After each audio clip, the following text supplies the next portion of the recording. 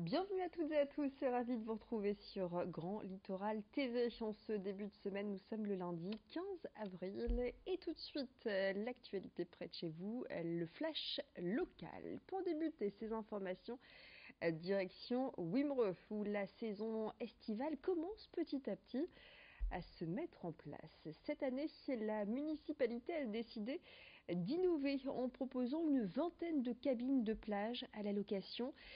Ces cabines sont très prisées des vacanciers et les listes d'attente sont longues.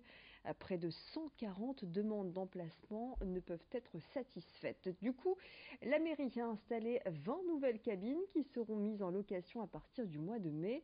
Elles ont été créées par une association de réinsertion du Portel, l'association Créactif, et elles portent les noms choisis par des écoliers. Il est possible de réserver une cabine via le camping municipal. Pour le moment, un tiers des cabines ont d'ores et déjà trouvé preneur sur certaines semaines de la saison.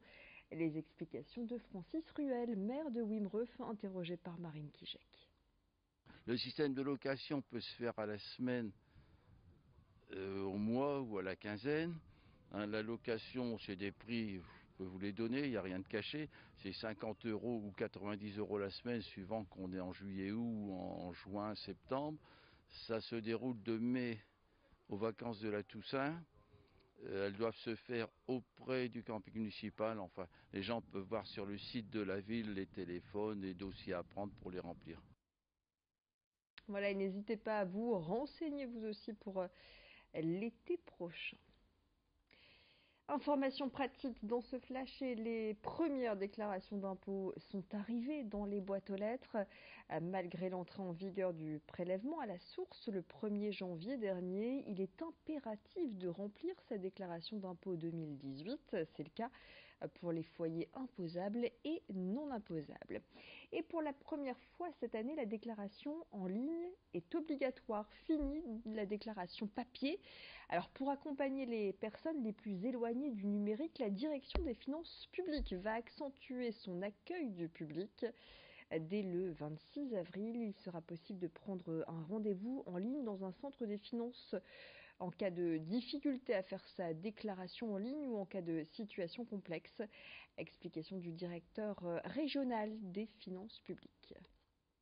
La première déclaration dans le contexte de prélèvement à la source comporte d'abord quelque chose qui n'est pas nouveau mais que je tiens à rappeler, c'est que la déclaration, malgré le prélèvement à la source, reste obligatoire.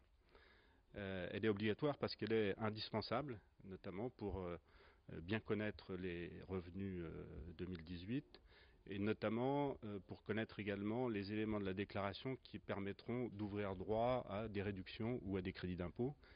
Elle est indispensable également pour toutes les personnes qui en ont besoin pour avoir droit à certaines prestations, notamment des prestations sociales. Voilà, Laurent de Gekowski qui revient également pour nous sur ces rendez-vous dont je vous parlais, rendez-vous possibles avec un agent des finances publiques. Je vous propose d'écouter ces précisions au micro de Lucille Berthe-Constant. Nous allons généraliser cette année une nouvelle offre de services au-delà de l'offre de services en ligne, une offre de services concernant l'accueil physique des contribuables qui consiste à leur permettre de prendre rendez-vous par téléphone, donc de convenir d'un rendez-vous à l'avance dès lors qu'ils rencontrent une difficulté particulière dans l'examen de leur dossier qui ne pourra pas se régler simplement en allant au guichet sans avoir un minimum de préparation en amont, puisque c'est bien ça l'objectif de ces rendez-vous, c'est de faire en sorte qu'il y ait un échange avant qui permette de préparer l'examen du dossier de telle façon que quand le rendez-vous a lieu, on puisse trouver une solution. Au Touquet, cette fois, une statue ne passe pas inaperçue en ce moment. Elle est installée devant la galerie d'art 1 bis. Elle pèse 600 kilos tout de même et représente une maman gorille avec son bébé. Cette œuvre, c'est celle de l'artiste Alain Godon.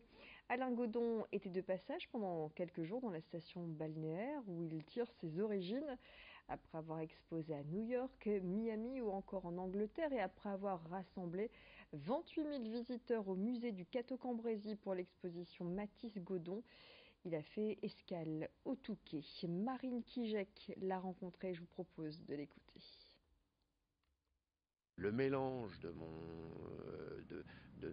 mon adolescence, de ma jeunesse dans le street art avec Paris, et plus l'apprentissage du solfège, des perspectives dans l'architecture par mon oncle, on fait ce que je suis maintenant, c'est-à-dire ces architectures déformées, très colorées. C'est pour ça d'ailleurs que je pense que le musée Matisse avait fait cette exposition Matisse-Godon, parce qu'ils avaient trouvé pas mal de corrélations entre mon travail et le sien. La galerie Imbis qui revient donc en ce moment sur les 25 ans de carrière d'Alain Godon, avec des œuvres largement inspirées de ses voyages outre-Atlantique. Alain Godon qui a fortement contribué au développement de la vie culturelle au Touquet, selon le directeur de la galerie. Alain Godon a apporté beaucoup au niveau culturel pour la ville du Touquet. Vous pouvez vous balader un peu partout en ville et dans le centre-ville et du côté de la plage. Vous allez voir que sur la digue, il y a la tour Paris-Plage qu'il a offert à la ville il y a 2 ans. Vous avez le Jardin des Arts qu'il a créé il y a quelques années également, où tous les grands artistes qui passent par le musée du Touquet posent leurs empreintes sur le sol. Et Alain d'ailleurs est c'est lui qui fait venir tous ces grands artistes au musée du Touquet. Il a fait venir Viala, Prat, Speedy Graffito. Voilà, et c'est la fin de votre édition locale. Dans le prochain quart d'heure, votre édition régionale. Restez avec nous, on parlera notamment du grand retour des jardins familiaux qu'on appelait les jardins ouvriers auparavant. Et puis d'autres infos également encore plus près de chez vous dans la région des Hauts-de-France. D'ici là, vous retrouvez tout de suite les prévisions météo.